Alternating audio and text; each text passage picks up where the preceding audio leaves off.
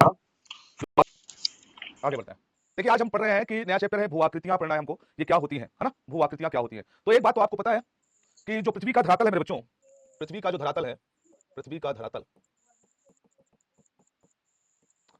वो हर जगह समान नहीं है, समान नहीं है।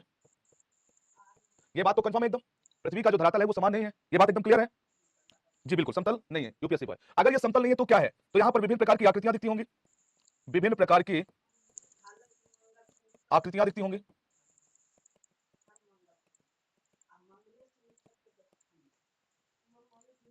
तो आप बोलेंगे जी सर बिल्कुल। तो अगर मैं पूछूं कौन कौन सी आकृतियां आप पहचान पाते हैं उनको बताइए थोड़ा सा। कौन कौन सी आकृतियां आपने पहचाना अभी तक? तो आप कहेंगे सर हमें तो पर्वत दिखाई पड़ा, पठार भी दिखाई पड़ा है, हमें मैदान भी हमको दिखाई पड़ते हैं, सर हमें मरुस्थल भी दिखाई पड़ा है ना? सर हमको घाटियां भी कुछ दिखाई पड़ी हैं, घाटियां दिखाई पड़ी हैं, है ना? गुफाएं दिखाई पड़ी हैं, गुफा दिखी है ना? तो ये सारे मैदान हमें सर दिखाई पड़ते हैं। लेकिन अगर आपसे कोई सागर बाबू ये पूछ ले, नहीं नदी तो प्रवाहित होती वो जल है ना? लेकिन ये विभिन्न प्रकार की आकृतियां आपको दिखाई पड़ती हैं। और अगर आपसे ये पूछ ले कि आकृतियां पहले पर्वत, पठार, मैदान, मरुस्थल ये सारी चीजें, तो ये आकृतियां बनती कैसी हैं? तो इसमें आप बोलते हैं कि सर दो प्रकार के बल काम करते हैं। कितने प्रकार के बल काम करते हैं? दो प्रकार के। इन आकृतियों के निर्माण में, आकृतियों के निर्माण में दो प्रकार के बल काम करते हैं, दो प्रकार के बल काम करते हैं, बल काम करते हैं। मैं आपसे पूछूं कि वो दोनों बल कौन कौन से हैं मेरे बच्चों? वो दोनों बल कौन कौन से हैं? तो आप बता सकते हैं? बताइए वो दोनों दोनों बल कौन कौन से हैं मेरे प्यारे बच्चों? तो क्या आप बता सकते हैं? बताओ। आंतरिक बल और बाह्य बल, बहुत बढ़िया। दोनों बल को बारे में आपने बताया, बहुत अच्छा लगा। आंतरिक बल और बाह्य बल, ठीक। दो प्रकार के फोर्स लगते हैं। अब प्रश्न ये आया आंतरिक बल से क्या बनता है सर? आंतरिक बल से क्या निर्मित होगा? तो मेरे बच्चों आंतरिक बल से आपको निर्मित मिलेगा पर्वत, निर्मित होगा ये पठार, ये क्या होंगे? निर्मित होंगे, निर्मित, ठीक है? क्योंकि ज्वालामुखी फटेगा, ज्वालामुखी, तो उससे पर्वत पठार बनेंगे। और क्या होगा सर? आंतरिक बल से और होगा भूकंप आएगा। तो भूकंप से क्या हो सकता है? लैंडस्लाइडिंग हो सकती है, या तो उत्थान होगा या तो निम्न, तो मतलब भ्रंश बनेंगे, घाटी बन सकती है, ये सारी चीजें। अच्छा ये तो आंतरिक बल का मामला है ना बाबू, ये तो आंतरिक बल का मामला है। अब यहीं पर मैं बात करता हूं आपसे, तो बाह्य बल का मामला क्या होगा? बाह्य बल, इसका क्या मामला है? बाह्य बल में आप देखेंगे कि यहां पर अपक्षय की क्रिया चलेगी। जो अभी बना है, निर्मित हुआ, ये निर्मित है, तो ये क्या चलेगा? अपक्षय चलेगा। अपक्षय कैसा होता है? तीन प्रकार का होता है, तीन प्रकार से। एक कौन कौन सा अपक्षय होता है मेरे बच्चों? भौतिक अपक्षय, रासायनिक अपक्षय और जैविक अपक्षय। तीन प्रकार के अपक्षय इसमें होते हैं, भौतिक अपक्षय, रासायनिक अपक्षय और जी जैविक अपक्षय। यहां तक हम चीजों को पढ़ चुके हैं, मैंने आपको पूरा ये एनालिसिस करवा दिया है ना? ये इसमें क्या होता है? तापमान में बढ़ोतरी होगा, बिल्कुल बिल्कुल सलोनी, ये तापमान का मामला है ही है जो अपक्षय होता है। अभी तक हमने केवल आंतरिक क्रिया या बाह्य क्रिया के बारे में थोड़ी सारी बातें समझा। अब हम अपक्षय के बाद जो सेकंड लेयर के कार्यक्रम है, तो अपक्षय के बाद क्या आता है जी? अपक्षय के बाद क्या आता है मेरे बच्चों? किसी चट्टान का अपनी जगह पर टूटना, फिर उसके बाद क्या होता है? फिर होता है अपर्दन। और अपर्दन के माध्यम से जो पर्वत है ना, पर्वत का जब अपर्दन होता है तो अपर्दन के बाद पर्वत भी पठार के रूप में आ जाता है, पठार के रूप में। और जब पठार का लगातार अपर्दन हुआ तो ये मैदान के रूप में भी कन्वर्ट हो सकता है, ठीक है? तो याद रखिएगा कि आज हम अब जो हम पढ़ने वाले हैं वो अपर्दन के बारे में पढ़ने वाले हैं। किसके बारे में बाबू? अपर्दन के बारे में। देख मैं लिख सी हूं सर, 8 तारीख अजीत क्या? वो पढ़ने में बहुत तेज है? अच्छा, तो ये सारी बातें आपको एकदम क्लियर होनी चाहिए बाबू। एक बार सभी लोग बताइएगा, इतनी दूर तक आपको बात समझ में आया? अब हम लोग पढ़ने क्या जा रहे हैं? अपर्दन। ये कहां होगा? पृथ्वी के ऊपर होगा। पृथ्वी की विभिन्न प्रकार की जो आकृतियां होंगी उनमें अपर्दन होगा, है ना? लाइव पोल होगा बाबू, जब सही हो जाएगा तो लाइव पोल हो जाएगा, आपसे ज्यादा हमें चिंता है। तो इसको आप लोग देखिए कि अपर्दन कहां होगा? पृथ्वी के अंदर की बाहर। गुड आफ्टरनून सोनाली, अच्छा मुझसे नहीं सोनाली से, जी जी जी। नंदिनी, खुशबू पांडे, क्रिस, सचिन कुमार, सोनी कुमारी, गुड़िया तिवारी, क्लियर एकदम। अब जो हम पढ़ेंगे तो पृथ्वी के ऊपर क्या होगा? अपर्दन होगा, इसी को हम पढ़ने वाले हैं। ओके आइए यहां पर। तो पृथ्वी के ऊपर अपर्दन के कितने कारक हो सकते हैं? कौन कौन से कारक हो सकते हैं जो पृथ्वी के ऊपर? हाँ, हवा द्वारा, जल द्वारा, वेरी गुड, यूपीएससी सॉल्यूट है आपको, यूपीएससी बॉय सॉल्यूट, ठीक। पृथ्वी के धरातल के निर्माण में अपर्दन के कारकों का बड़ा योगदान है, मतलब अपक्षय होगा फिर अपर्दन होगा। अपर्दन के इन कारकों में नदियां, पवने, हिमानी तथा लहरें आदि आती हैं। मैंने उस दिन बताया था, लास्ट क्लास जब किया था मैंने बताया था, इनको आगे चल के हम बहुत डिटेल से पढ़ने वाले हैं कि नदी के द्वारा कौन कौन सी आकृतियां बनती हैं, हिमानी द्वारा कौन कौन सी आकृतियां बनती हैं, या पवन द्वारा कौन कौन सी आकृतियों का निर्माण किया जाता है, ठीक। क्लियर? आगे देखो, ये भूतल की चट्टानें चट्टानों को तोड़ती हैं, जो ऊपर धरातल पर चट्टानें उनको क्या करती हैं? तोड़ती हैं, उनसे प्राप्त अवसादों को लेकर चलते हैं, आगे जाती हैं एवं क्षेपित कर देती हैं। इन प्रक्रियाओं से धरातल पर कई प्रकार की भू आकृतियों का क्या होता है? निर्माण होता है। तो इतना तो पता है कि सब कुछ जितनी भी प्रक्रियाएं चल रही हैं ये पृथ्वी के अंदर नहीं बल्कि पृथ्वी के कहां चल रही है, बाहर चल रही है। इन सभी भू आकृतियों को हम क्या बोलते हैं, अपर्दन और निक्षेपण से बनी आकृतियों में विभाजित कर सकते हैं। किसमें, अपर्दन से बनी आकृतियां और निक्षेपण से बनी आकृतियां। ठीक, एक तो अपर्दन के माध्यम से बनेगी, जब हवा उड़ा ले जाएगी या जल बहा ले जाएगा तो वहां की आकृति, और जहां पर वो मलबे को ले जाकर के जमा करेगी वहां पर निक्षेपण होगा तो वो निक्षेपित स्थान पर भी कोई ना कोई आकृति बनेगी। ठीक, तो इसको दो भाग में पढ़ेंगे, एक तो अपर्दन के द्वारा निर्मित आकृतियां और एक निक्षेपण के द्वारा निर्मित आकृतियां। दो पार्ट में इसको हम लोग पढ़ने वाले हैं। ठीक है जी, क्या क्या पढ़ेंगे, अपर्दन के द्वारा निर्मित आकृतियां और निक्षेपण के द्वारा निर्मित आकृतियां। अपर्दन निक्षेपण मैं आपको समझा चुका हूं, ना समझ में आया हो तो फिर से समझा देता हूं। Sir I am new student, sir आप पुराने स्टूडेंट हो गए, 2-3 क्लास से आप आ रहे हो। हाँ, ये पृथ्वी के ऊपर होता है, तो सैफ आप नए स्टूडेंट नहीं रहे मेरे भाई। अब देखिए इसको हम सीखते हैं, सीखने चलते हैं कैसे। जैसे हम लोग क्या करते हैं कि एक चट्टान ले लेते हैं, एक चट्टान लेते हैं, इतनी बड़ी चट्टान ले लिया, ज्यादा बड़ी हो गई क्या ये, इतनी बड़ी चट्टान ले लेते हैं, इसको और बीच में करना पड़ेगा, यहां पर करना पड़ेगा। ठीक, अच्छा ये चट्टान है। अब आप देखिए जब इसमें भौतिक कारक काम किए, भौतिक या रासायनिक कारक काम किए, तो ये चट्टान की ऊपरी लेयर क्या हो जाएगी, टूट जाएगी। ये ऊपर चट्टान टूटेगी यहाँ पर, लेकिन टूटकर अपनी जगह पर ही रहेगी, ये टूटेगी जरूर लेकिन ये अपनी जगह पर ही रहेगी। और इसको क्या नाम दिया था हम लोगों ने, इसको बोला था हम लोगों ने अपक्षय। ठीक, अब इसके बाद क्या हुआ, इधर से कोई नदी प्रवाहित होती हुई आई, ये चट्टानी क्षेत्र में ऐसे, ये कोई नदी है, ध्यान दीजिएगा, यहाँ पे आई और ये ऐसे ऐसे प्रवाहित होते हुए आगे बढ़ती है। यूं नदी क्या करती है, इसको बहा के ले जाएगी, जो नदी का जल है इसको क्या करेगा, बहा के। अपचय हुआ था कोई बात नहीं, अब ये जो क्रिया है जब नदी इसको बहा करके लेके जाती है आगे और ये मलबा इसमें बह रहा होता है, ये मलबा इसमें क्या हो रहा है, बह रहा है, लगातार इसमें मलबा बह रहा है पानी के नीचे, तो ये वाला टाइम पीरियड क्या कहलाएगा, ये वाला टाइम पीरियड, इसको कहेंगे अपर्दन, है ना, अपर्दन। अब जब यहां से ये चट्टानें हट जाएंगी जो टूटी हुई हैं, तो ये चट्टान कैसे दिखना शुरू हो जाएगी, जो ये वाली चट्टान है ये ऐसे दिखेगी,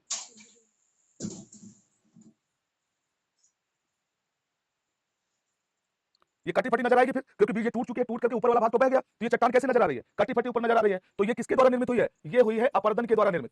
ध्यान देना मेरे बच्चों, ये बात आपको समझना बहुत जरूरी है। अपक्षय हुआ था, ये चट्टान यहाँ पर टूटी थी, अब नदी इधर से बहती हुई आई और ये जो टूटी हुई चट्टान के छोटे छोटे कण उसको जब बहा ले जाएगी तो ये इस तरह से खाली ऊंचा खाली स्थान बन जाएगा ना, तो इसे क्या बोलेंगे हम, इसे बोलेंगे अपर्दन। अब जो नदी के द्वारा ये मलबा लेकर के आगे गई, ये नदी ऐसे ऐसे, है ना, ये नदी यहाँ पर मलबा लेके गई और आगे आगे कहीं पर क्या करती है, यहां पर कहीं पर ये निक्षेपित कर दिया, इसको यहां पर इसको छोड़ दिया। ये नदी यहां पर क्या कीजिए, ये नदी क्या की यहां पर जाकर के और ये जो मलबा है, मलबा को यहां पर क्या किया, छोड़ दिया,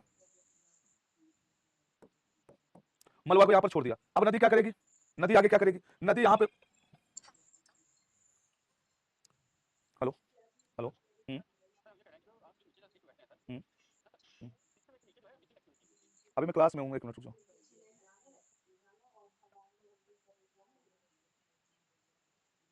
ठीक ठीक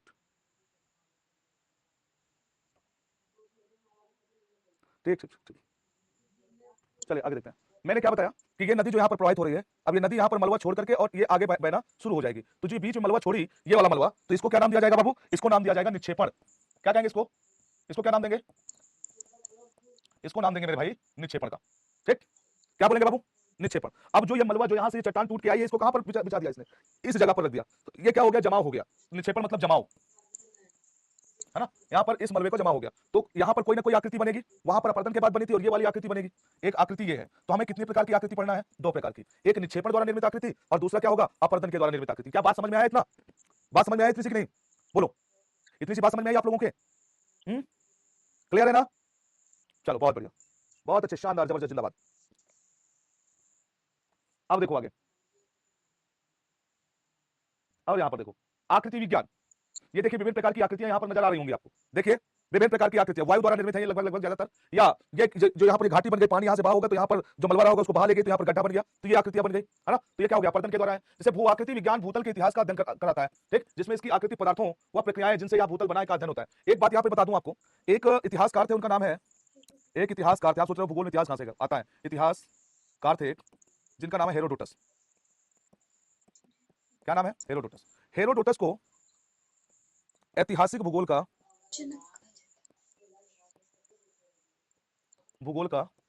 जनक कहा जाता है। क्या कहा जाता है, ऐतिहासिक भूगोल का जनक कहा जाता है। अब देखो हेरोडोटस ने ही पहली बार हेरोडोटस ने क्या किया था, पहली बार नील नदी घाटी में, कहां पर, नील नदी घाटी में, दिख रहा है, नील नदी घाटी में निक्षेपित नील नदी के द्वारा नील नदी के द्वारा आकृति को डेल्टा बोला था, डेल्टा। ठीक, डेल्टा। तो याद रखिएगा, कई बार पूछा जाता है डेल्टा शब्द किसने दिया है, तो डेल्टा शब्द देने वाले कौन है, हेरोडोटस है। ठीक है, हेरोडोटस है। ठीक है, ब्लैक सिलिफिश। अच्छा, डेल्टा शब्द किसने दिया है, हेरोडोटस ने दिया है। और कोई भी नदी है वो अपने अंतिम स्थिति में डेल्टा का निर्माण करती है। जब उसका समापन होने वाला होता है तो वो किसका निर्माण करती है, नदी का करती है। अब देखिए कुछ भू आकृतियां आपके सामने, ज्यादा नहीं लेकिन कुछ भू आकृतियां आपके सामने दी गई हैं, जैसे ज्वालामुखी। अब देखो मेरे भाई, ज्वालामुखी के बारे में जानते हैं। वो आकृति है ज्वालामुखी की। अब ज्वालामुखी कैसा बना होता है आप लोग बताइए मुझे। इस प्रकार से होता है, ठीक, और नीचे से मैग्मा आता है यहां से, और यहां पर इस तरह से पाइप के रूप में होती है ये, और इसमें से क्या निकलता है, इसमें से जो लावा होता है वो नीचे आकर के जमता जाता है। नीचे आके क्या होता है, जमता जाता है। ठीक है, इससे आके ये जमता जाता है। जम तो रहा है, इसमें कोई दिक्कत नहीं है ना, कोई दिक्कत नहीं। लेकिन कुछ भू-आकृतियां भी तो बनेंगी यहाँ पे, नहीं बनेंगी बताओ, बनेंगी ना। अब देखो, अब ज्वालामुखी जैसे फटा मेरे बच्चों, ज्वालामुखी क्या होता है, यहाँ से फटता है, मैग्मा बाहर निकलता है। तो पहली आकृति या तो ये गुंबदाकार होगा, गुंबदाकार पर्वत होगा, ज्वालामुखी पर्वत। अगर पास में ही जम गया तो, अगर ये दूर तक बिखर के गया, जैसे मान लीजिए यहाँ पर एक ज्वालामुखी और मैं कर लेता हूँ तो समझाना और आसान हो जाएगा। जैसे मान लीजिए यहाँ से ये गया, ये, और इसमें से ये मैग्मा निकलता है और ये दूर तक ऐसे फैल जाता है, दूर तक फैल गया। इसका मतलब क्या हो गया, ये पठार के रूप में होता है। किस रूप में होता है, पठार के रूप में। अब इसमें जब बाह्य बलों का कार्य शुरू होगा, जिसमें वायु होगी, वायु हो सकती है, जल हो सकता है, हिमानी हो सकती है, समुद्री जल हो सकता है, बहुत सारी चीजें हो सकती हैं, फिर इनमें अपर्दन क्रिया शुरू होगी। अब इसी तरह से आप देखेंगे कैनियन को मेरे बच्चों, इसी तरह से आप कैनियन भी देखेंगे। जैसे ज्वालामुखी को देखा ना, इसी तरह से हम लोग किसको देखेंगे, कैनियन को देखेंगे। कैनियन में क्या होता है, अब जैसे ये कैनियन में मैं आपको क्या बताऊं, बताना तो चाह रहा हूं, बताऊं कैसे। अम्लीय लावा फैलता है और क्षारीय लावा जमता है। नहीं मेरे बबुआ, अम्लीय लावा जमता है और क्षारीय लावा फैलता है पगलवा, इस तरह से। हाँ, अम्लीय लावा जमता है, क्षारीय लावा फैलता है। ओके, ठीक है। इसी हवा में तेरी याद मेरे साथ साथ है, वाह क्या बात है। हाँ, आगे चट्टान का निर्माण होता है। अब रुक जाओ 1 मिनट, मैं आया थोड़ा सा आपको सिखाने के लिए। रमन दादा नहीं गया, मेरे पत्थर कहाँ रखे हैं, रख कर। बाबू देखो, ऐसे होता है जैसे कोई नदी पहले से बह रही हो।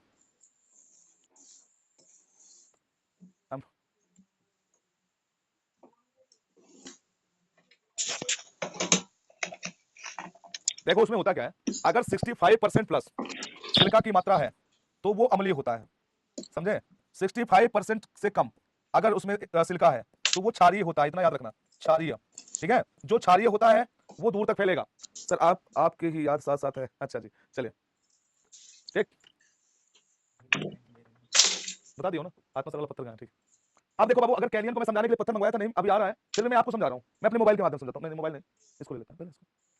ये मान लीजिए ये रिमोट है, ठीक, और इधर से कोई नदी प्रवाहित होते हुए आ रही है, इधर से कोई नदी इसके ऊपर से प्रवाहित होते हुए आ रही है, और इसके सामने धीरे धीरे कोई यहाँ पर कोई पर्वत ऊपर उठना शुरू हो जाए, तो नदी क्या करेगी बताओ। जैसे अगर इसी चित्र को मैं आपको इसमें बना के दिखाऊं कि कोई नदी ऐसे ऐसे ऐसे ऐसे बह करके आ रही है, ध्यान देना इस बात को, कोई नदी ऐसे ऐसे बह के आ रही है, और यहाँ पर क्या है, यहाँ पर कोई एक चट्टानी भाग है, इसके ऊपर से नदी ऐसे ऐसे बह के निकल रही है, और इसी के जस्ट सामने यहाँ से कोई पर्वत ऊपर उठना शुरू हो जाए, इस ढलान के इस पार से कोई पर्वत ऊपर को उठना शुरू हो जाए, कोई भी पर्वत, इधर से नदी बह के आ रही है और यहाँ से क्या हो जाए कि नीचे से कोई पर्वत ऐसे ऊपर उठना शुरू हो जाए, तो नदी पूछेगी नहीं कि भाई साहब तुम यहाँ पर कैसे, चलो हटो ये मेरा रास्ता है। नदी यही ना बोलेगी, नदी के मार्ग में अगर आओगे तो नदी बोलेगी नहीं कि तुम यहाँ कहाँ से, निकलो यहाँ से, पट। हाँ बोलेगी, बेशक बोलेगी। मेरा नाम कौन रखा है रोशनी दुबे जी, मेरे नाम को रखा है, एक बड़े संत थे उन्होंने रखा है, मिला, वाह। नहीं नहीं, बस एक ही अभी जरूरत है। अब देखो बाबू, ध्यान से देखना, ये पत्थर आ चुका है आपके सामने, और अगर तुम लोग सही से नहीं पढ़े तो समझ लेना पत्थर मार दूंगा यहाँ से। पढ़ोगे ना, सही पढ़ोगे नहीं पढ़ोगे, बोलो पढ़ोगे ना, पढ़ोगे ना, हाँ यस सर, यस सर। ये आ गया पत्थर, ठीक है। अब देखो मेरे भाई, यहाँ से कोई नदी प्रवाहित होती हुई आ रही है, ऐसे ऐसे ऐसे, है ना, ऐसे आ रही है। अब इस सामने से यहाँ तक नदी बहती हुई आ गई, रोज बहती थी, कोई एक दिन थोड़ी ना, लेकिन एक भाई साहब रहे, उनको चुल पड़ी थी कि चलते हैं कुछ इससे ऐब करते हैं, ऐसा समझ लो, मार लीजिए सर, हमें मार लीजिए, अच्छा अच्छा अच्छा, मेरा नुकसान करवाना चाहते हो, चलो। तो नदी यहाँ से बह रही है, बहती हुई आ रही है, ठीक है। अब यहाँ पर आ गई और एक भाई साहब को चुल मची, जैसे ये है, इन्होंने क्या किया, इन्होंने क्या किया, यहाँ से आगे निकलना शुरू कर दिया। जैसे ये निकले, नदी पूछेगी ए नदी क्या कहती है, तुम कौन, कहाँ से आए, हाँ कहाँ से आए तुम, तो ये कहता है भाई हम भी निकलना चाहते हैं ऊपर, ऐसे बोलेगे अगर निकलेगे तो हम काट देंगे तुमको, क्या करेंगे, काट देंगे।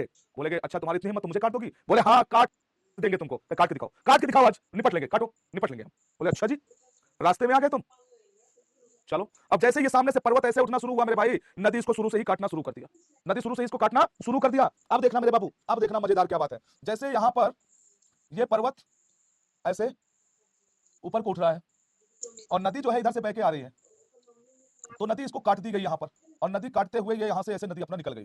बीच में जहां से नदी बह रही थी वो अपना बह रही है। और ये पर्वत कितने खंड में हो जाएगा बताओ? पर्वत कितने खंड में हो गया भाई? पर्वत 2 खंडों में हो गया, ये 2 खंडों में। ठीक, पर्वत कितने खंड में हो गया? 2 खंडों में। उसके बीच से कौन बह रही है? अब से हो गया जाएगा, हाँ बिल्कुल हो जाएगा। उसके बीच में कौन बह रही है? नदी बह रही है। अब ये नदी जो बह रही है मेरे बाबू, अगर इस पर्वत को मैं यूं दिखाऊं, है ना, कि भाई ये उठ तो रहा था बेचारा, लेकिन अब करे तो क्या करे?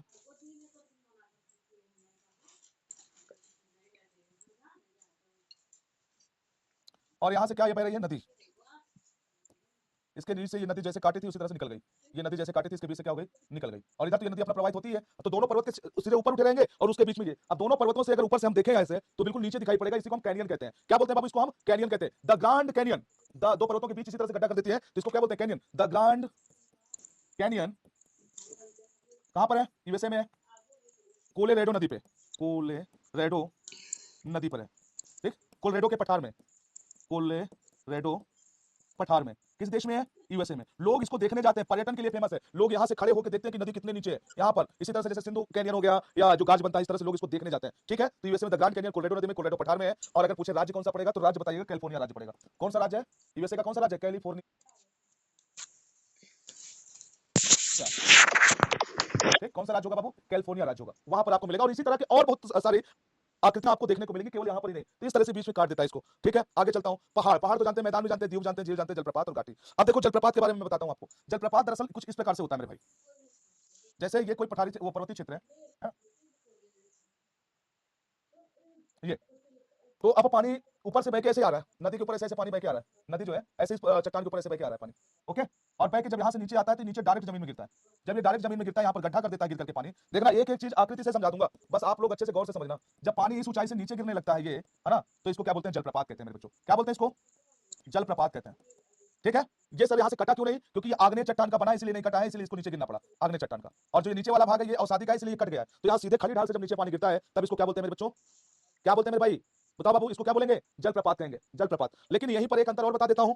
झरना क्या होता है? झरना ना, जलप्रपात और झरने में लोगों को अंतर नहीं पता, आज बताता हूं डिफरेंस। जैसे ये कोई चट्टानी क्षेत्र है, याद रखना भाई, ये कोई चट्टानी क्षेत्र है, और इसमें जो है इस प्रकार से ऐसे ऐसे आकृतियां है, ये ऐसे। और जो पानी है, पानी यहां से बहते हुए आया, नदी का पानी क्या हो रहा है? ऐसे बहते हुए आया, ध्यान से देखना, झरना बता रहा हूं। और ये पानी इसके साथ ऐसे लग करके दीवार के साथ ऐसे ऐसे नीचे गिरा है, ऐसे। अगर दीवार के साथ ये ऐसे नीचे गिर के ऐसे जा रहा है, ध्यान से देखना। ये तो इसको हम क्या बोलते हैं? इसको बोलते हैं बाबू झरना। दीवार के साथ जब पानी गिरता है तो उसे क्या बोलते हैं? दीवार। जो दीवार का मतलब ये कि जो चट्टान वाली दीवार है, इसके साथ जब कोई पानी गिरता है तो इसको बोलते हैं झरना। ठीक है बाबू, समझ गए? झरना क्या होता है? जलप्रपात नीचे उतरता है, इसके सहारे नीचे उतरता है पानी, तब इसे कहते हैं झरना। और जलप्रपात क्या होता है ये समझ गए? ये पानी सीधे खड़ी ढाल से नीचे गिरता है। सर जी नींद आ रही? सो जाओ भाई। अनन्या झा सो जाओ, सो जाओ, सो जाओ, जा बाबू सो जाओ। ये कॉन्सेप्ट दोबारा नहीं रिपीट करूंगा कभी, ठीक है? आज बता दे रहा हूं। हाँ, दीवार का अपचय होगा ना, देखो बताया तो, ये आग्नेय चट्टान है, मजबूत है, इसलिए इसका अपचय नहीं हुआ। लेकिन जो अवसादी वाला है तो यहाँ पर अपचय हो गया, तो अंदर की तरफ घुस गया है। जो ये अपचय हुआ तभी तो अंदर की तरफ घुस गया है ना ये।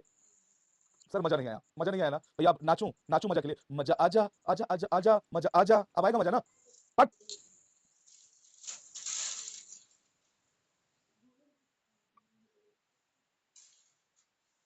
एक एक चीज इसको समझा रहा हूँ, छोटी छोटी चीजें, ताकि आप लोगों को भविष्य में कोई दिक्कत ना आए, हैं? झील जानते हैं? झील तो जानते ही है ना? द्वीप जानते हैं, मैदान जानते हैं, बाकी फिर तो डिटेल में आगे मैं समझाऊंगा ये सारी चीजें। अभी तो केवल आप इतना ही जानिए। अब हाँ, और इसके बाद आगे देखिए यहाँ पर। अब अपराजित स्थल रूप कौन कौन से होते हैं इसको समझ लीजिए थोड़ा सा, फिर इसके बाद हम लोग आगे बढ़ते हैं। ठीक है, देख देख देख देख देख, तो वाह का डांस है, अच्छा बहुत मारेंगे। नदियों द्वारा बनी आकृतियों में अपर्दन से बनी आकृतियां। अब हम क्या पढ़ेंगे? अपर्दन से बनी आकृतियां पहले। आकार की घाटी, गाज, कैनियन, जलप्रपात सब देखेंगे हम लोग। और निक्षेपित से बनने वाली जो आकृतियां हैं उनको भी देखेंगे। निक्षेपण से बनी आकृतियों के अंतर्गत नदी वेदिकाएं, गोखुर झील, गुमटित नदी मार्ग, ये सारी चीजों को हम बहुत डिटेल से देखने वाले हैं। लेकिन अगर आप कहिए कि आज ही हम देखेंगे, तो हम आज ना देख करके अब इसको हम नेक्स्ट क्लास के अंदर आपको समझाने वाले हैं। ठीक है जी, कब समझाएंगे? नेक्स्ट क्लास में। आज मैंने आपको बताया, क्या बताया? आज मैंने आपको बताया सबसे मुख्य बात कि अपर्दन और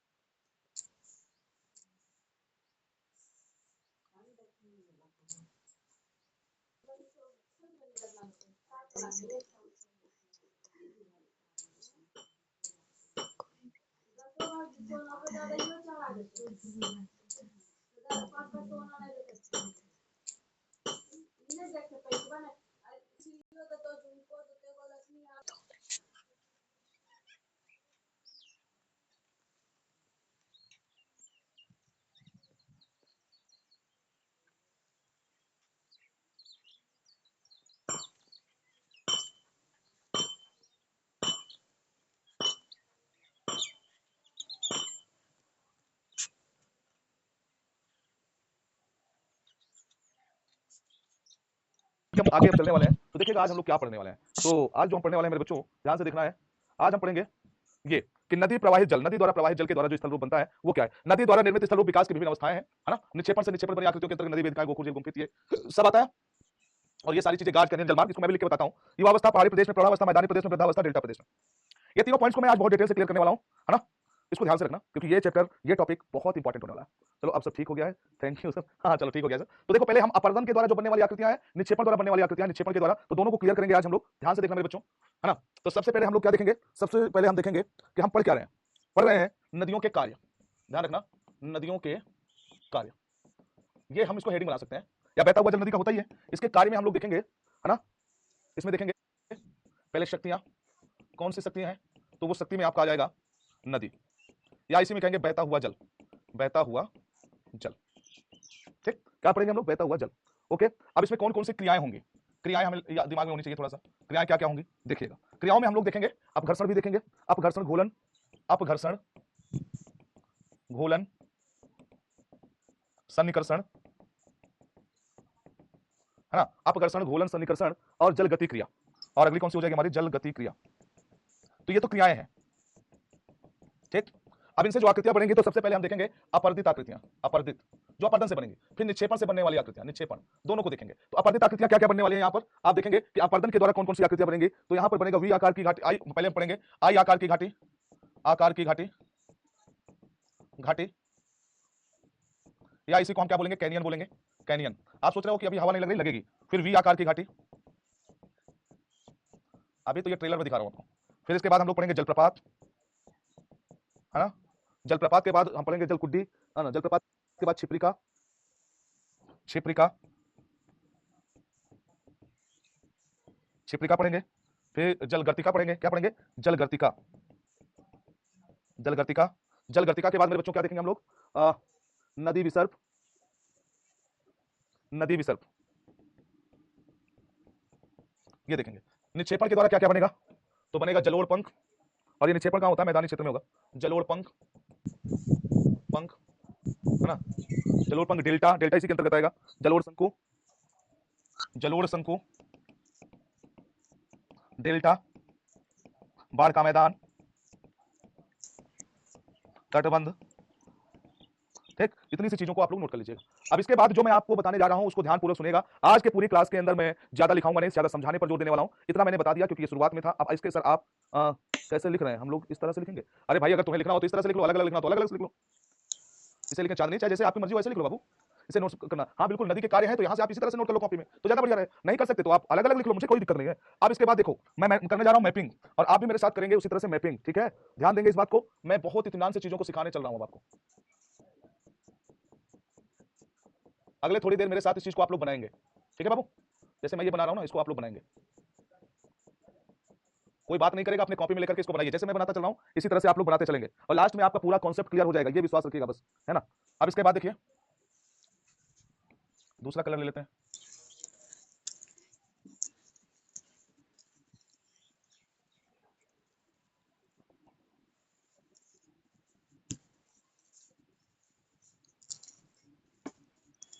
चलो, और मैं क्या करता हूं, इसको व्हाइट से ही भर देता हूं।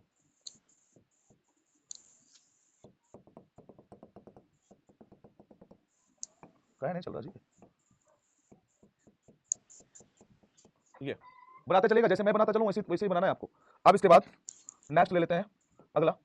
अब देखना मेरे बच्चों यहां से क्या होगा, अभी मैं कुछ बोल नहीं रहा हूं, केवल आपके सामने इसको बना रहा हूं, इतना ध्यान रखना।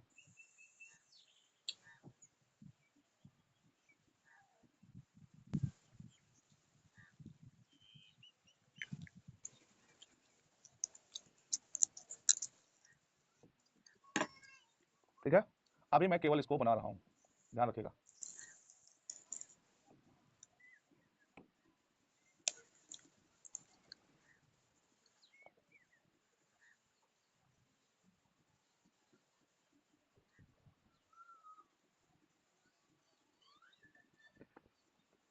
अब ये दोनों क्या हो गई, ये यहां से रिवर निकल पड़ी,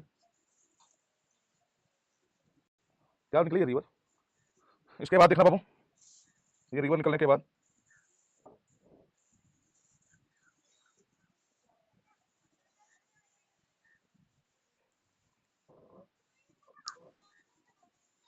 कुछ दूर तक ऐसे बहेगी।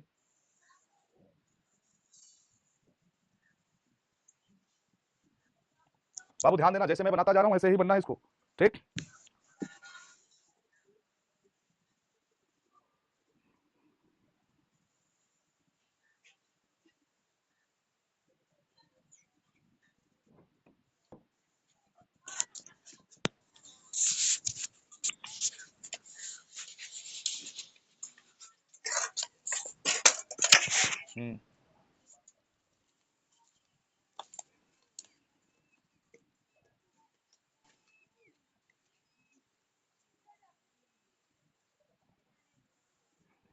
पहले पूरी वो कर ले, फिर समझाते चलेंगे धीरे धीरे ना।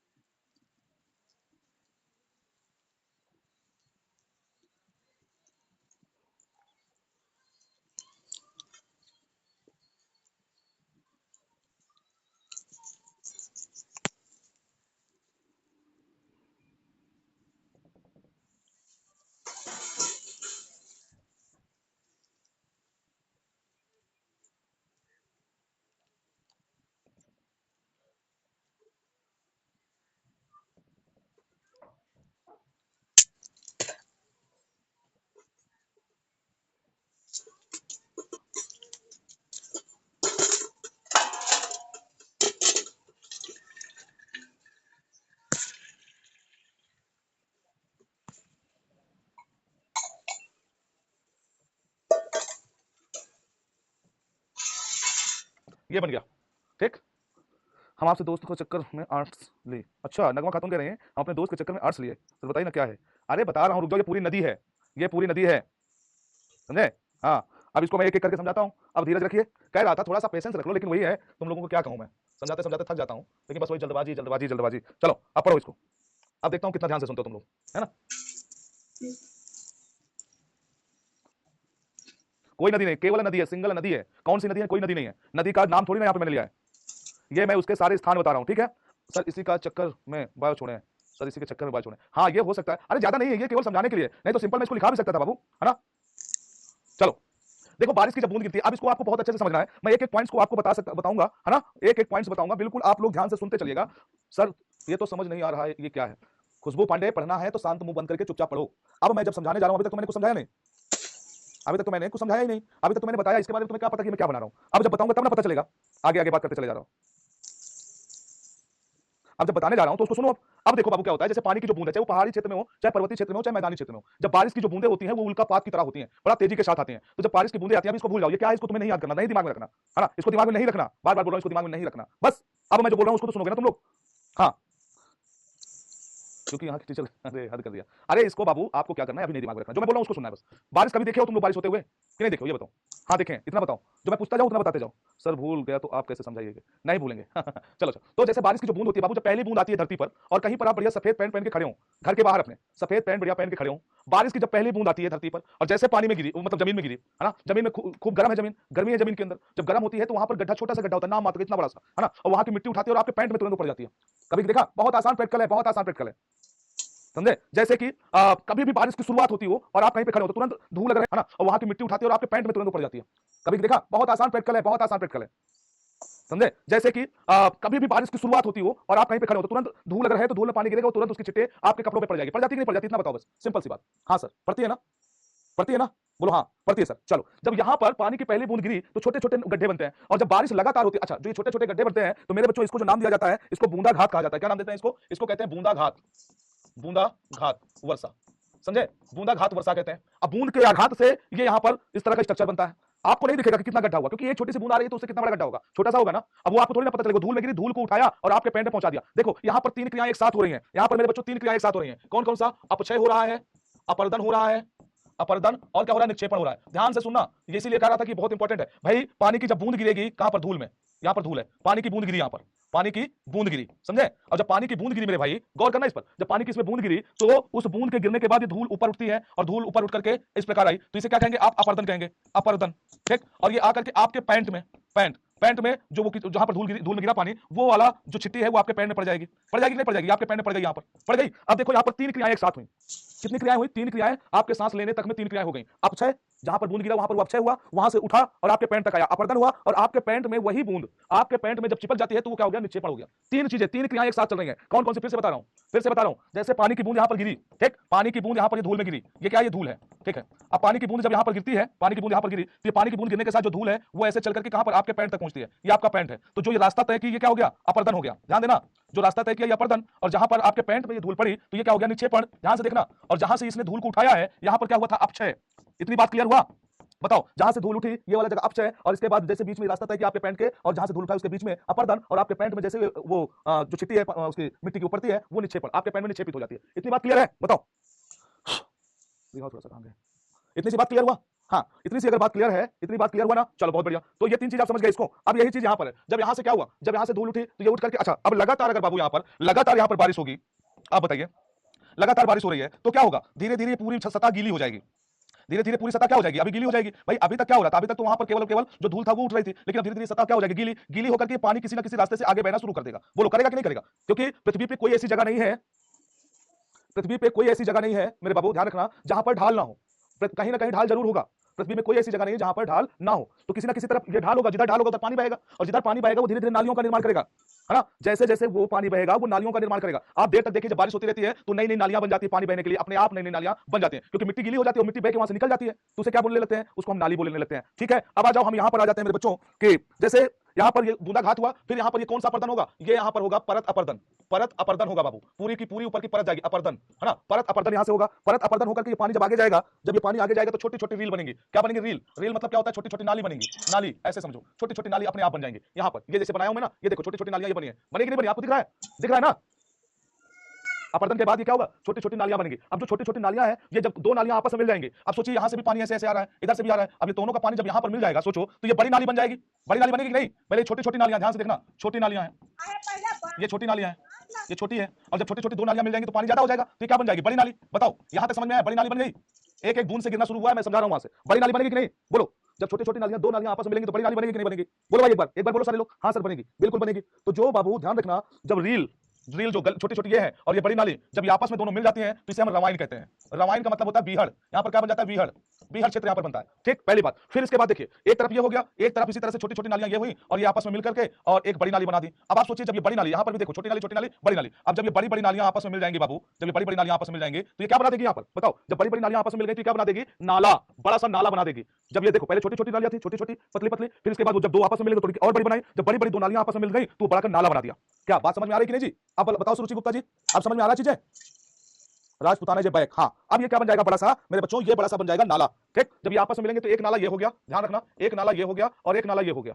ठीक है, दो नाला हो गए और दोनों नाला जो है आपस में मिलकर के क्या बना देंगे, दोनों नाला आपस में मिलकर के क्या बनाएंगे, नदी। क्या बना दिया, नदी। ठीक है जी, क्या बन गई, दोनों नाला आपस में मिले, बड़े बड़े नाला दोनों तरफ से, और क्या बना दिया उसको, नदी बना दिया। बोलो वृंदावन बिहारी लाल की जय। बन गया ना, बन गया ना। फिर से बताऊं, फिर से बताऊं, चलो। जब बारिश की बूंदें गिरी तो छोटे छोटे वहां पर गड्ढे बने, जब लगातार बारिश हुई तो वहां पर परत अपर्दन हुआ, जब परत अपर्दन होगा तो वहां से धीरे छोटा छोटा रास्ता बनाकर पानी ढाल के अकॉर्डिंग बहना शुरू कर देगा, जब ढाल के अकॉर्डिंग पानी बहना शुरू कर देगा पतली पतली नालियों से, तो पतली पतली जो नालियां बह रही हैं, फिर वो पतली पतली नालियां आपस में मिलकर के एक बड़ी नाली बना लेगा, फिर बड़ी नालियां जब दो आपस में मिलेंगे तो वो नाला बना लेगा, और जब दो बड़े नाला आपस में मिलेंगे तो वो नदी का निर्माण कर देगा। बात सही है, ठीक है जी, क्लियर है, नदी का निर्माण हो गया, बोलो हाँ सर, नदी का निर्माण हो गया, क्लियर है एकदम। बहुत सिंपल वे में बता रहा हूं, फिर से समझा दीजिए। फिर आदित्य राज, पूरा दिन अगर मैं समझाता रहा हूं तो कोई बच्चा 100% नहीं समझ पाएगा, जिस प्रकार से तुम लोगों का रवैया है। 2 बार बता दिया मैंने, क्या कहा, पानी की बूंद गिरी जमीन में, जमीन खूब गर्म है तो शुरू में गड्ढा बना, गड्ढा बनने के बाद जब लगातार बारिश होगा तो लगातार बारिश होने के बाद पूरी जमीन गीली हो जाएगी, जमीन पूरी गीली होने के बाद छोटी छोटी नालियों मतलब पानी बहना शुरू करेगा और छोटी छोटी नालियां बनाएगा, जब छोटी छोटी नालियां बनाएगा, दो छोटी छोटी नालियां आपस में मिलकर एक बड़ी नाली बनाएंगे, दो बड़े मतलब जब कई बड़ी बड़ी नालियां आपस में मिलेंगी तो एक नाला बनाएंगे, और जो दो बड़े नाला आपस में मिलेंगे, दो या कई और नाले आपस में मिलेंगे तो वो क्या बना लेंगे, वो बनाएंगे नदी। क्या बनाएंगे जी, नदी। ठीक, जब नदी का निर्माण हो गया और नदी जो है क्या हुआ कि नदी ऐसे बहने लगी, नदी ऐसे बहने लगी। अब देखिए ये किसी पठारी क्षेत्र में मान लीजिए, किसी क्षेत्र में, कहां पर, पठारी क्षेत्र में, अगर मैं कहूं तिब्बत वाले एरिया में, है ना, कहां पर, तिब्बत वाले क्षेत्र में, तो ये पठार मान लीजिए, ये पठार है, क्या है मेरे बाबू, ये पठार है। ठीक, ये मान लीजिए पठार है, अब ये तिब्बत का पठार है, ध्यान दीजिएगा, ये तिब्बत का पठार है मेरे बाबू, गौर करना इस पर। अब इस तिब्बत के पठार में क्या होता है कि नदी ऐसे बह रही है, ध्यान देना, नदी ऐसे क्या हो रही है जी, बह रही है, और पता चला कि यहाँ पर टिथिस भूसन्नति है, मैंने पीछे पढ़ाया है, यहाँ पर क्या है, टिथिस भूसन्नति है, जिसमें नीचे से दबाव पड़ने पर यहाँ पर हिमालय धीरे धीरे उठना शुरू हो गया, हिमालय उठने लगा तो अचानक से तो हिमालय उठ नहीं जाएगा, बताओ बाबू, अचानक से हिमालय उठ जाएगा क्या, नहीं उठेगा, धीरे धीरे हिमालय उठना शुरू हो गया, और यहाँ से 3 नदियां निकल रही थी, सिंधु निकल रही थी, सतलज निकल रही थी और ब्रह्मपुत्र निकल रही थी, 3 नदियां यहाँ से निकल रही थी, सिंधु, सतलज और ब्रह्मपुत्र, तिब्बत के पठार से, और तीनों नदियां बहती हुई आराम से जाती थी इधर टिथिस में, लेकिन टिथिस सागर से एक नई आकृति धीरे धीरे बन रही थी, हिमालय। जब तक नीचे रही तब तक कोई बात नहीं, नदी आराम से बहती रही अपने रास्ते में बहती रही, लेकिन जब हिमालय इतने में आ गया तब भी नदी को कोई फर्क नहीं पड़ा, बहती रही। जब हिमालय ऊपर आया तो नदी ने कहा, ये कौन है जो मेरे रास्ते में आया, बताओ इसका एड्रेस बताओ, कौन है ये, वो बोला मैं हिमालय हूं, कहीं हट जाओ यहाँ से, कहीं नहीं हटेंगे, कहीं नहीं हटेंगे तो हम काट डालेंगे, बोले काट डालो। फिर तो नदियां अपना वही मार्ग अपना रही, अब दोनों तरफ से हिमालय ऊपर खड़ा होने लगा, दोनों तरफ से हिमालय, जहां से नदी बह रही थी, नदी अपने रास्ते को उसी तरह से काटती जा रही थी, है ना, नदी क्या कर रही थी, उसी रास्ते को बराबर अपना काटती जा रही थी, और हिमालय इस तरह से, देखो हिमालय क्या हुआ बाबू, हिमालय जो है दोनों तरफ से ऐसे उठता जा रहा था, बीच से नदी उसी तरह से काटती हुई गहरी करती जा रही थी। जब बीच से नदी गहरी करती जा रही थी तो इसी को हम कैनियन या गार्ज कहते हैं। क्या बोलते हैं बाबू इसको, इसको क्या बोलते हैं, ये वाले पार्ट को, इसको बोलते हैं मेरे बच्चों, इसको बोलते हैं कैनियन या गार्ज। क्या बोलते हैं इसको, कैनियन या गार्ज कहते हैं। ठीक, या इसी को बोलते हैं आई आकार की घाटी, आई आकार की घाटी। ठीक है बाबू, इसको क्या बोलते हैं, आई आकार की घाटी। और आपको जानकारी के लिए बता दूं, जानकारी के लिए बता दूं, जो यहां पर है जैसे सिंधु गार्ज है, सिंधु गार्ज, गार्ज वो 1700 फीट नीचे है, 1700 फीट नीचे है। अब अगर आप लोग कहिए, आप लोग कहिए तो मैं सिंधु गार्ज आपको दिखा देता हूं। ए बाबू कोई है यहाँ पर, दिखा रहा हूं सिंधु गार्ज, ठीक है, थोड़ा सा वेट करना बाबू। ए भैया कोई है, ऑपरेटर्स कोई है, अरे क्या बताऊं, कोई ऑपरेटर्स नहीं है,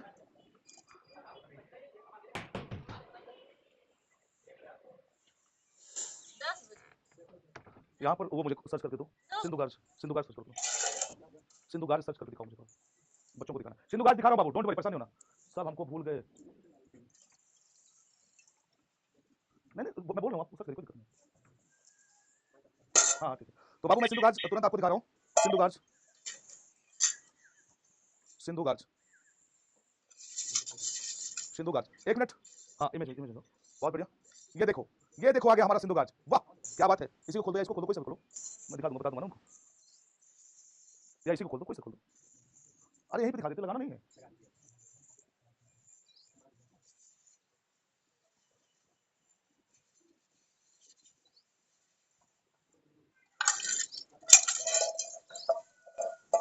ठीक, अब देखो मेरे बच्चों, यहां से ये हिमालय पर्वतीय क्षेत्र है, अब यहां से जैसे ये रिवर आई, ये रिवर आई या ये रिवर आई, एक मिनट, ये रिवर आई, ये वाली, और या तो यहां से ये रिवर आई, तो ये पूरा हिमालय क्षेत्र है, हिमालय क्षेत्र ये वाला, है ना। अब यहां से ये नदी अपने जहां पर तलहटी वाला भाग है, जहां पर उतर रही है, जहां पर नदी क्या हो रही है, उतर रही है, मतलब ढाल वाला, तो वहां पर पूरा काट काट के गहरा कर दिया। अब ये जो 17 फीट की मैं बात कर रहा हूं, अच्छा ठीक है, कोई दिक्कत नहीं, जो ये मैं बात कर रहा था आपसे, ये वाला कि 1700 फीट ये गहरा गार्ज, जैसे कैनियन कहते हैं। अब पता चला कि जैसे मैंने यहां पर बताया था मेरे बाबू, ये वाला कि यहां से ये तिब्बत के पठार से नदी तो बह रही है ना, और सामने हिमालय यहां से निकल पड़े, हिमालय निकल पड़े, भाई कहां से आया, तो बोल, तो नदी से जब पूछा, नदी कहते हैं झुकेगा नहीं साला, झुकने का कोई मामला यहाँ पर नहीं है, वी नहीं, अरे मेरे बब्बा भी तो आगे बनेगा, रुक जा बच्चा, तो नदी, अच्छा ये बताओ, अगर किसी आदमी को 20 से काटो तो बी बनेगा, बताओ, अगर इसको मैं 20 से तोड़ दूं इससे तो बी बनेगा, आई बन जाएगा, बल्कि बीचों बीच से वी नहीं बनता है। ठीक है, अब यहां से ये काटा तो ये आई आकार बना, फिर इसके बाद ये पानी आगे बढ़ा, अभी ढाल में ही है, ध्यान रखना, ढाल में ही है पानी, अभी नीचे नहीं आया, हाँ यही वाला बनाया था। अब देखो ये ढाल में ही है पानी, अब जैसे ये ढाल में पानी और आगे जाता है तो पानी नीचे गिरेगा ऐसे और पानी उछाल मार के फिर यूं जाता है, ठीक इस तरह से, और इसी को कहते हैं वी आकार की घाटी। मतलब कैनियन के बाद क्या बनेगा, वी आकार की घाटी। और अगर आप कभी वहां जाते हैं, कहां पर, अगर आप कभी उत्तराखंड जाए घूमने ऋषिकेश, तो ऋषिकेश में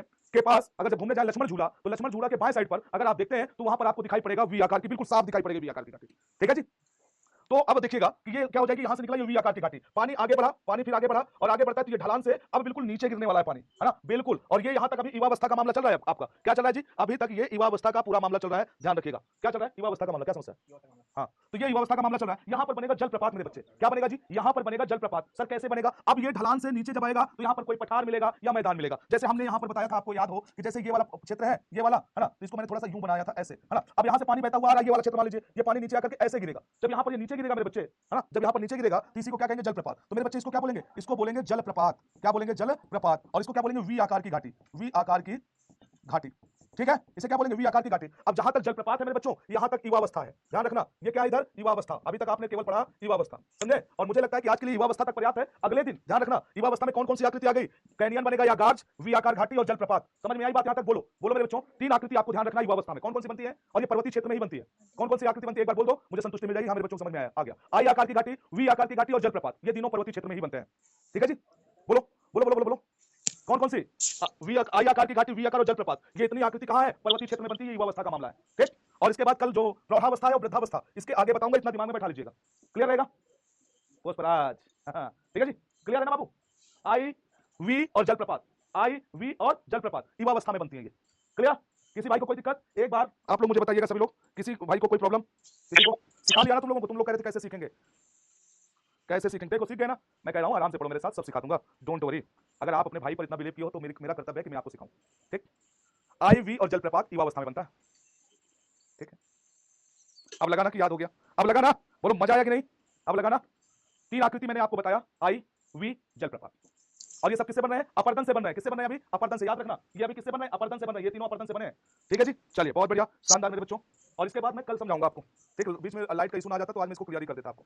तो चलो युवावस्था को यहाँ पर देख लेते हैं। नदियों की अवस्था पहाड़ी क्षेत्रों में पाई जाती है, इसको कंटेंट अपने पास रख लीजिएगा, इसको जरूरी है, बाकी तो मैं समझाता रहूंगा। और इस अवस्था में नदियों की संख्या बहुत कम होती है, बहुत कम पानी दिखता है ना। ये नदियां आकार की घाटियां, कौन आकार की, आई आकार, पागल वागल हो गया क्या, कुछ बनाया नहीं, घाटियां बनाते हैं जिसमें बाढ़ के मैदान अनुपस्थित या सक्रिय बाढ़ मैदान मुख्य नदी के साथ पाए जाते हैं। इसमें जल विभाजक अत्यधिक चौड़े होते हैं, जिनमें दलदल और झीलें होती हैं। तो ये युवावस्था का मामला, शुरुआत का मामला है, ठीक है जी, युवावस्था का। फिर आगे कल हम प्रौढ़ावस्था और वृद्धावस्था आगे पढ़ेंगे, और बाकी हमने आपको समझा ही दिया है, ठीक है। बाकी देखो गार्ज, कैनियन, जलगर्तिका, सब चीज बाकी कल मैं एक बार रिपीट कर दूंगा, आपको क्लियर हो जाएगा आपका मामला, ठीक है जी, फिर डन हो जाएगा वो। आज हम लोगों ने क्या पढ़ा, आज हम लोगों ने पढ़ा मेरे बच्चों,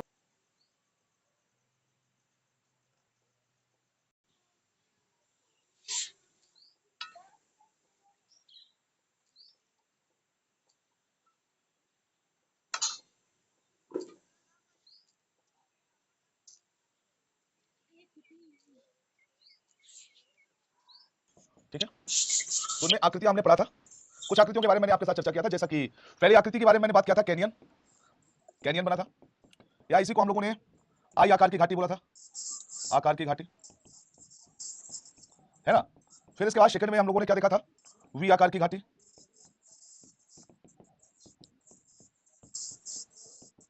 घाटी। तीसरे नंबर पर हम लोगों ने जलप्रपात को देखा था। मुझे लगता है शायद हम लोग यहां तक चीजों को देख लेते हैं, क्या कहते हैं आप लोग, यहां तक देखा था ना बाबू हम लोगों ने, जलप्रपात बन चुका था, क्या कहते हैं, वाटरफॉल, यहां तक बात बन चुकी थी ना हम लोगों का। हाँ, जब यहां तक बात बन चुकी थी तो हम आगे बढ़ेंगे, ठीक है। इसके बाद अब आगे बढ़ेंगे हम लोग, आइए, सॉरी सॉरी ब्रदर, हाँ ये वाला पार्ट, इसके आगे देखो। तो हम लोगों ने बात कर लिया था, जलप्रपात बन गया था, अब मैं उसी के आगे बनाऊंगा नदी को, कल वाला आपने बनाया होगा, जैसे ये यहां पर, यहां तक नदी आ गई थी, और मैंने आपको बताया था जो जलप्रपात बना है मेरे बच्चों, जलप्रपात, ये अभी तक युवावस्था की बात चल रही थी, ये किसमें है, युवावस्था में। अब मैंने बताया कि जैसे नदी यहां पर गिरती है ऊपर से, नदी का जल ऐसे गिरा नीचे, अब जब नीचे गिरेगा तो यहां पर ये गड्ढा करेगा, भाई पानी सीधा गिरेगा यहां पर नीचे तो क्या होगा, गड्ढा होगा, इसे हम जलगर्तिका कहते हैं, जलगर्तिका, ठीक। तो जलप्रपात तक का मामला हमारा आपका डन हो चुका था। अब इसके बाद ये जल क्या होगा, ये जल फिर से यहां से उठेगा और ऐसे ऐसे कटरैक्ट बनाता हुआ आगे बढ़ेगा, ठीक।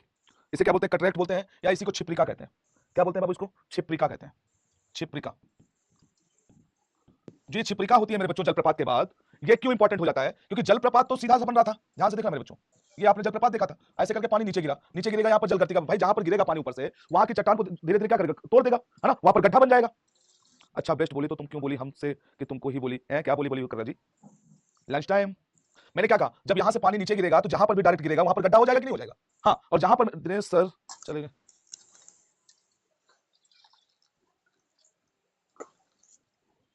चलो आगे देखते हैं, कंटिन्यू करिए, पहले इसको आप पढ़ लीजिए, ये कॉन्सेप्ट आपको चला जाएगा, बहुत इंपॉर्टेंट है बाबू। तो ये क्या हो जाएगा, जलगर्तिका हो गई, यहाँ पर क्या बन गया, जलगर्तिका। इसके बाद पानी यहाँ से उछाल मारेगा तो यहाँ पर चट्टान कैसी होती है, कुछ इस प्रकार से चट्टान होती है, यहाँ पर चट्टान ऐसे होती है। तो जब ऐसी चट्टान होगी तो जो पानी होगा जब यहाँ से उछाल मारेगा तो यहाँ पर जाके फिर गिरेगा, फिर उछलेगा, फिर ऐसे जाएगा, तो ऐसे ऐसे पानी ये उछल उछल के इसके सारे गिरेगा। इसको हम क्या बोलते हैं, छिप्रिका। मतलब बिल्कुल इसी तरह से है, जैसा ये है उसी तरह से छिप्रिका भी है, लेकिन छिप्रिका एक छोटा भाग होता है, पानी उसके साथ मिलकर आगे बढ़ता है, ध्यान रखिएगा, पानी उसके साथ क्या करता है, आगे मिलकर चलता है। फिर उसके बाद क्या होगा, उसके बाद क्या कंडीशन आती है मेरे बच्चों, फिर इसके बाद जो ये छिप्रिका वाला मामला है, यहां तक तो आपका युवावस्था हो गया, फिर इसके बाद आगे देखिएगा आगे क्या चलता है ना। ये छिप्रिका को समझ लेना आप लोग,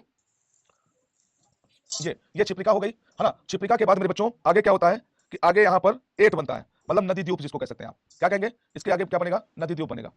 जैसे मान लो ये पानी है यहाँ पर ऐसे, ये है ना, और ये पानी ऊपर से गया, फिर इसके बाद यहाँ पर क्या बनेगा, एक नदी द्वीप बनेगा। और देखिए यहीं पर मेरे बच्चों क्या होगा, जब ये नदी द्वीप बनेगा इधर से, और ये वाला पानी क्या होगा, ये इधर से पानी ऐसे ऐसे निकल के जाएगा नीचे, और देखो इधर से एक दूसरी नदी आ रही होगी, इससे मिलेगी, दूसरी नदी आके मिलेगी।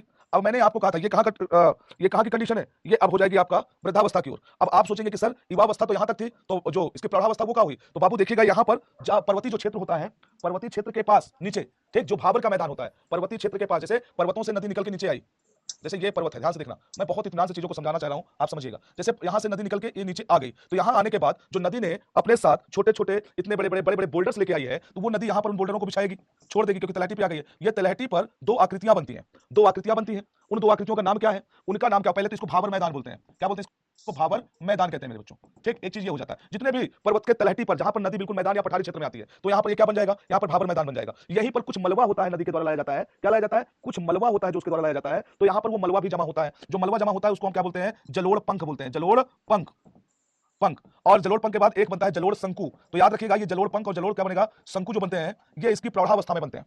किस अवस्था में बनते हैं, प्रौढ़ावस्था में।